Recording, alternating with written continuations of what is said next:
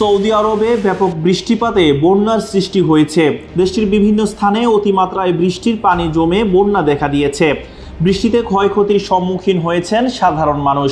টানা কয়েকদিনের বৃষ্টিতে সৃষ্ট বন্যার পানিতে অনেক জায়গায় সাধারণ মানুষের গাড়ি ডুবে গেছে এবং রাস্তাঘাট বন্ধ হয়ে গেছে।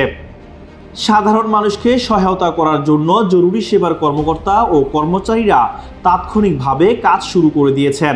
এদিকে উপসাগরীয় দেশটির আবহাওয়া কর্তৃপক্ষ জনসাধারণের ভ্রমণের উপর সতর্কতা জারি করেছে। দেশটিতে স্কুলও বন্ধ ঘোষণা করা হয়েছে।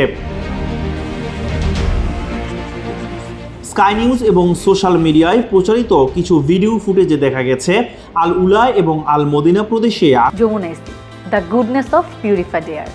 আমার বাসায় এনেছি যমুনা ইস্তি, আপনি কিনছেন তো? আকস্মিক বন্যা হানা দেয়।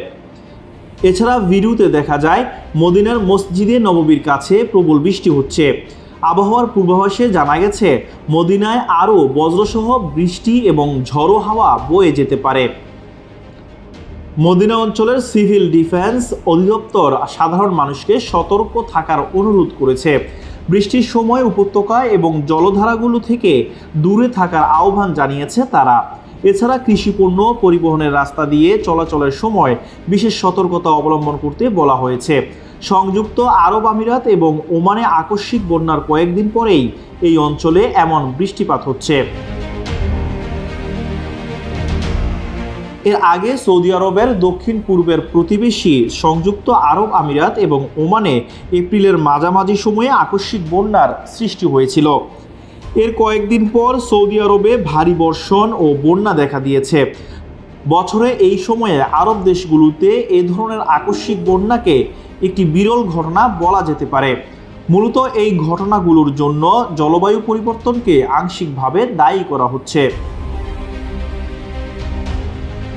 2022 সালের নভেম্বরে সৌদি আরবে প্রবল বৃষ্টির ফলে উপকূলীয় বন্যার সৃষ্টি হয়। সে সময় বন্যার কারণে জেদ্দাতে 2 জন নিহত হয়। বৃষ্টির পানি নিষ্কাশনের পর্যাপ্ত ব্যবস্থা না থাকায় বারবার বন্যার কবলে পড়ছে জেদ্দা। উপসাগরীয় দেশগুলোর বেশিরভাগ শহর বৃষ্টির পানি নিষ্কাশনের পর্যাপ্ত ব্যবস্থা ছাড়াই নির্মিত হয়েছিল। কারণ 20 শতকের নগর পরিকল্পনাবিদরা আরব উপদ্বীপের মতো শুষ্ক ভূখণ্ডে জলবায়ুর এ ধরনের নাটকীয় পরিবর্তনের প্রত্যাশা করেননি।